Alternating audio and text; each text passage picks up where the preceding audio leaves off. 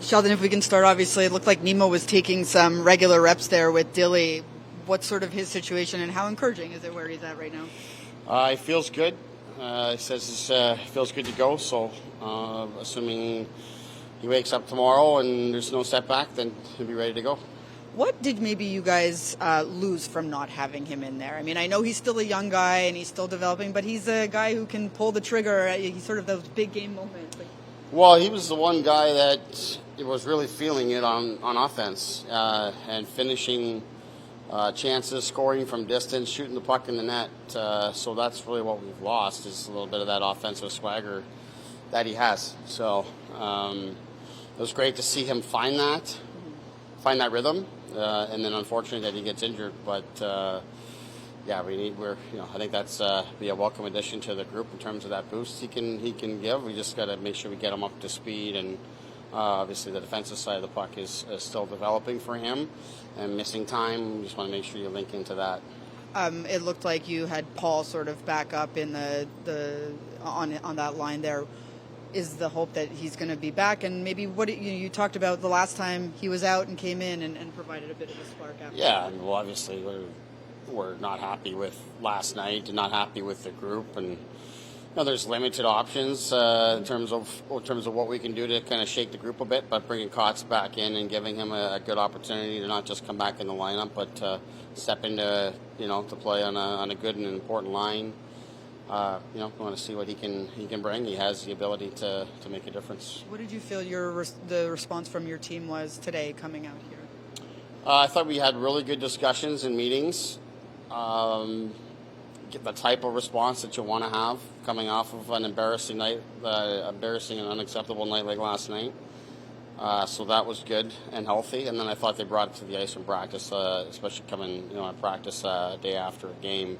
Never quite sure where the energy level is at, but I thought the guys really worked today in practice. Shows that they're committed and they're live and want to focus on having a good day today and prepare for Pittsburgh. Something that Brownie said is, we need to have a little more pride in every moment we're on the ice, and not just on the ice, but like for each other. For a coach, what does that look like? Because the word pride can maybe be a little bit. Well, for me, what it looks like is just taking care of each other. So just do your job. Play within the structure. So that you can rely on each other, and if you make a mistake, there's going to be someone there to help you on the recovery, so that one mistake doesn't become 2 and 3 and 4, which is ultimately the kind of the chain of events that lead to a high-end scoring chance. It's usually not just one mistake. That's pretty rare. It's the recovery, and structure takes care of people. We've talked a lot about that, so that's what's most important. Sheldon, what, if any, have your conversations, I guess, with ownership been like lately? I imagine after like a 9-0 loss, they must give you some feedback and anything like that. I mean, I don't talk to ownership. I'm the coach. I talk to Fitzy, report to Fitzy, and all of that. And, we have regular meetings, but there's not a whole lot of conversation that goes on with that. We're kind of caught up in the day-to-day.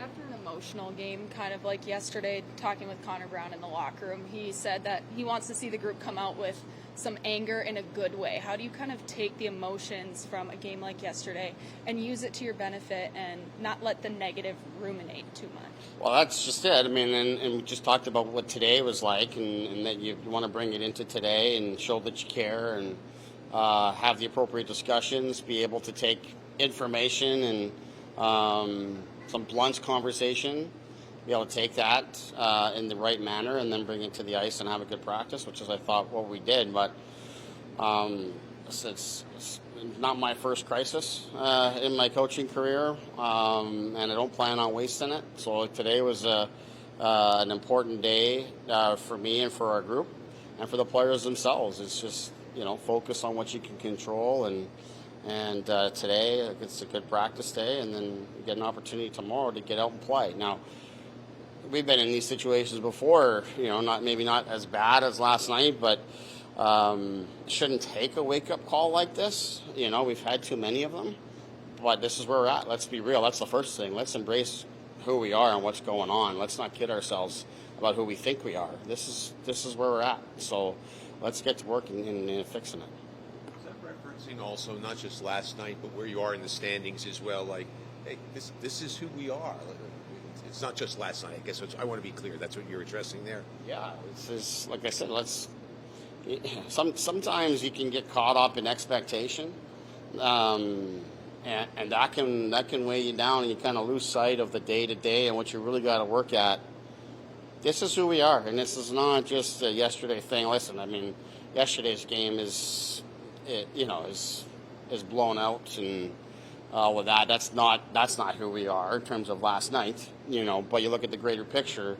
I think last night's the first game we've given up more than 3 goals in quite some time. We've been keeping it at 1, 2, or 3 and giving ourselves a chance. But bigger picture. This is who we are. We're in a fight. We were in a fight this time last year too. Things started to go this way, so it's been a while here. So let's embrace that, and let's focus on doing the things that we've got to do to be a team that earns expectation. You're not just giving it to it as a label. I think we've got lots of work ahead of us. Good. Thank you. That's good. You are someone who is brought into this locker room, not just for your experience on the ice, but your leadership, the things that you have been through. What do you say to this group right now after a loss like that? What is this group feeling, and what's sort of the next step here? I think the overall level of pride, in each other, needs to go way up. It's probably one of the most embarrassing losses I've been a part of in my NHL career, and such a big divisional game, and to kind of leave our goalie out to dry like that, and to push for more goals. I mean, I don't know what the statistics are, but we're not exactly at the top of the league in creating goals, and we need to be defending better. And this is a franchise and an organization has built many championships on defense, and I think we've gotten away from our foundation and what brought us success at the beginning of the year. So, it was a long night yesterday during the game, after the game. It doesn't feel good, but, nights like these, a lot can be learned from them. But we can't be having these types of efforts, and we can't be, bashing our head against the wall or erupting on every other, do we expect to have a big bounce back against Pittsburgh? Yeah, but it needs to be maintained, and the level of pride in defense and each other needs to go way up. Can you maybe elaborate on what you mean by the pride in each other needs to go up? Like, what does that look like from a hockey player's perspective? It means playing hockey for the greater good. I think playing hockey for each other. I mean, not giving up grade A's, and not pushing for a scoring chance, but not worrying about what's going to come the other way. We got to be fine playing 0-0 hockey. I mean, that's what every championship team has done over the years.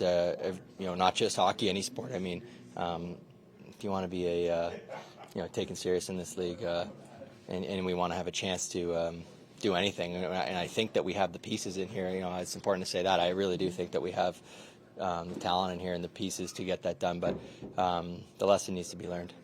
What are some of the challenges? You kind of have to walk a fine line. You said there's a lot of things to learn from a game like that. So taking those lessons, but also not letting the negatives ruminate and carry over. What's that fine line look like?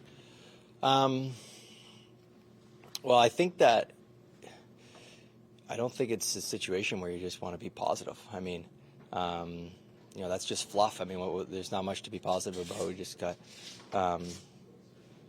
handed a 9-0 loss and divisional opponent. I mean, everyone should be pissed off. We should be a little bit negative, and we should be playing a little bit meaner. I mean, the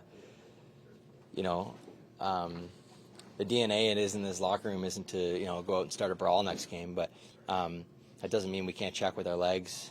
Doesn't mean we can't get under guys. It doesn't mean we can't win battles. Doesn't mean we can't play to our identity, which is good structure and good defense, and which we already proved. We won 8 in a row out of the start of the season, coming off a training camp. That's all we talked about was structure in our team, as we've gone along, we've gotten away from it. Connor, usually when stretches like this happen and results like last night happen, the natural inclination is to look to the GM or coach. What's the level of support for those two guys in this room? I think there's a high level of support for those guys. I mean, I think we're all in this together. It doesn't really fall on one particular guy, on one particular. It's a collective group and it's a team sport. So, it would be easy to just place blame on this guy or the other. But I'm equally as responsible as the next guy. Like I said, the lesson needs to be learned here.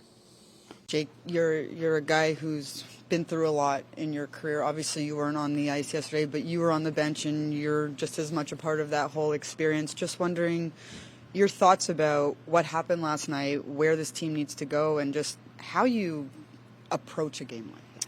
Yeah, obviously it's unacceptable from all of us. It's like I just said, a 1-0 loss is the same as a 5-0 loss, but a 9-0 loss is a little bit different. There's a lot of we talked about it this morning at length. There's a lot of good moments in the game, but that sort of just disregards everything else that happened. We just beat ourselves, really. Ultimately, out of the, I know the shots were very lopsided, but at the end of the day, when you give up those grade A scoring chances, and we didn't have a ton of them, it really doesn't matter how many shots you have on net, especially against a good goalie like that. And I think we realized today that our game's been inconsistent. We had a realistic chat, and that's going to be the battle for us right now till the end of this break, I guess, for 14 games left, and really try to find some consistency. And this isn't going to just flip overnight. This takes some time to build, and when we play hard and we try to find that consistency day in, day out, I think we just got to look internally. You got to look at yourself, and then if you bring yourself to work every day, then collectively the group, it'll benefit the group in the long run. And once we get that rolling, we have a really good hockey team. We just need to find that a little bit. Is it tough though to it feels like we every couple of days are almost having these types of conversations, and then where is that tipping point, right? How hard is it to operate within that? Yeah, no, you're right. It's just the reality of it. It really just comes down. I think I mentioned at the very beginning, one of my first chats with the group, and then at the press conference, consistency gets you places in this league. It doesn't have to be perfect all the time. It really doesn't. If you can just play a consistent brand of hockey, but that also means come to the rink every day with a consistent attitude, mindset, practicing consistently, doing your habits and your details every single day. And it might seem monotonous and hard some days. Listen, I get it. It's hard to come to the rink sometimes, and you're banged up and you're aching and you're bruised and you're tired, but those are the days you got to push through. And I think this is a challenge for our group, and if we can get over that hump here, I think it's really going to set our group off, and that's exciting. It should be. It's exciting for me, and